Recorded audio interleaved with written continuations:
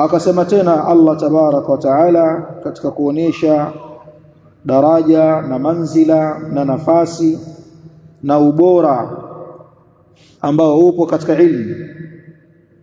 Akasema katika suratul Mujadila aya 11, yarfa'illahu alladhina amanu minkum, anawainua Allah tabaraka wa taala wale walioamini miongoni mwenu, walladhina utul ilma, na wale waliopewa elimu, darajati, anawainua madaraja makubwa.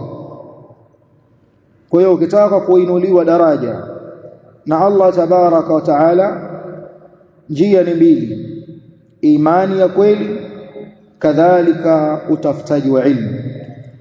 Na imani ya kweli pia ipo kwenye ilmu, kwa sababu imani haitoeleweka wala kufahamika isipokuwa kwa msingi wa ilmu.